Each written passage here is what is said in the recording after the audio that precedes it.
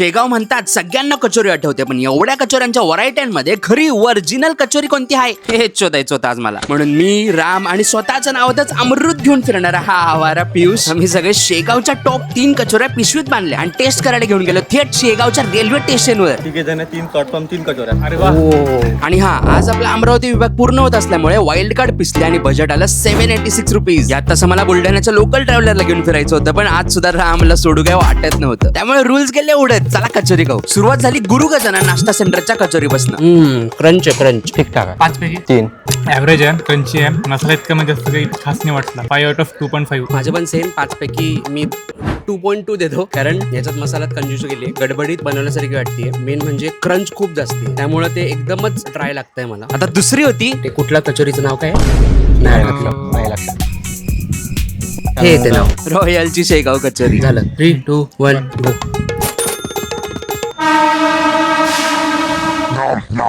पहिल्यासारखी नाही लागत आहे, मसाल्यामुळे जास्त ओलसरपणा लागतो ह्याच्यात. त्यांनी कंजूस नाही केले, एकदम आरामशीर भरभरून त्यांनी मसाला टाकलेला आहे. तर याला मी 5 आउट ऑफ 3.6. Same rating. तुम्ही 2.5. हाच तो.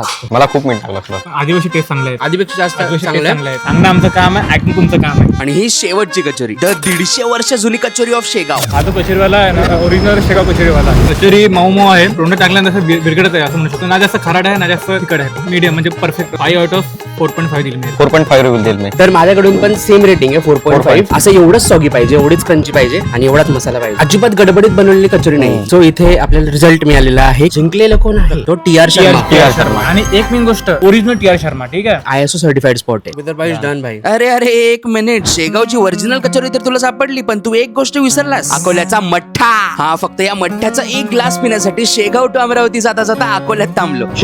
आता संपला अख्खं विदर्भ. सुरुवातीला आलो तेव्हा इथल्या उन्हाची भीती वाटत होती, पण वाशिमचा विनायक, यवतमाळचा आयुष, अकोल्याचा प्रेम आणि अमरावतीचे राम पियुष या सगळ्यांनी मला उकाड्यात मैत्रीची सावली दिली. चला आता आपल्या शेवटच्या महाराष्ट्राच्या हिरव्या गार विभागात मालवणी मच्छी खायला, दशावतार बघायला आणि आपुलकीची नाती अजून थोडी घट्ट करायला आपल्या कोकणात.